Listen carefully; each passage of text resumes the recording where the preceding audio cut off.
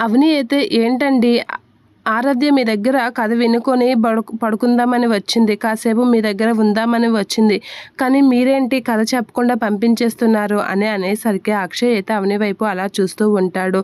మీరు కథ చెప్పకుండా ఎందుకు ఆరాధ్యని పంపించేస్తున్నారు అని అనేసరికి ఆరాధ్య నేను చెప్పిన కథ వినడానికి వచ్చిందా, తను నాకు కథ చెప్పడానికి వచ్చిందా అని అక్షయ్ అనేసరికి ఏం మాట్లాడుతున్నారు మీరు అని అంటూ ఉంటుంది. ఆరాధ్య నువ్వు తనకి చెప్పిన కథ నాకు చెప్పడానికి వచ్చింది, ఆ విషయం నువ్వు తెలియనట్లుగా భలే నటిస్తున్నావే, నీ ప్లాన్ బాగానే వర్కౌట్ అవుతుంది అనుకున్నావు కదా అని చెప్పేసి అయితే అంటూ ఉంటాడు అక్షయ్. అలా అనేసరికి ఏం మాట్లాడుతున్నారండి, నేను కథ చెప్పడం ఏంటి తనకి అని చెప్పేసి అవని అంటూ ఉంటుంది. కాకపోతే షష్ఠి పూర్తి ఏంటో తనకి తెలియదు, అలాంటిది తను షష్ఠి పూర్తి గురించి అడిగేటప్పుడు తనకి అర్థమయ్యేలా చెప్పాలి. ఆ మాత్రం దీనికి చెప్పకుండా నువ్వేంచి పెళ్ళి అవి ఇవి అని చెప్పేసి నానమ్మ తాతయ్య వాళ్ళు షష్ఠి పూర్తి చేసుకుంటుండగా మీరు అమ్మ నువ్వు కూడా దాంట్లో మార్చుకోవచ్చు కదా నాన్న అని చెప్పేసి నాకు ఎక్స్ప్లెయిన్ చేస్తుంది.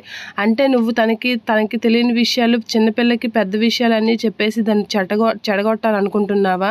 ఇప్పటికే మా నాన్నని చెల్లిని చెడగొట్టింది చాలు, ఇప్పుడు ఆరాధ్యను కూడా చెడగొడుతున్నావా అని చెప్పేసి అంటూ ఉంటాడు అక్షయ్ అవనితో. తను చిన్నపిల్లని చిన్నపిల్లలా ట్రీట్ చేయి, పెద్ద పెద్ద మాటలన్నీ చెప్పేసి దాన్ని చెడగొట్టకు, నువ్వు తెలివైనదానివి మేధావి అని నాకు తెలుసు, అలా అని చిన్నపిల్లలను చెడగొట్టి నీకు నచ్చినట్లుగా చేయాలి, నీకు నచ్చినట్లుగా ఉండడానికైతే అవ్వదు.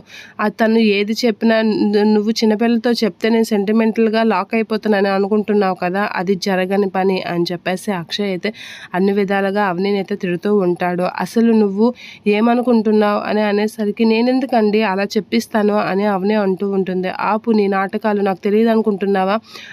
ఆరాధ్యతో చెప్తే నేను ఊకొడతాను, ఏం చేయలేను అని చెప్పేసే కదా నీ ప్లాను అని అంటూ ఉంటాడు. ఇక అవని అయితే ఏంటి నేను ఇలా ఆలోచిస్తున్నారు, అసలు ఆరాధ్య ఎందుకు అలా అడిగిందో ఏంటో, నేను తనకేం చెప్పలేదే అనేది అవని అనుకుంటూ ఉంటుంది.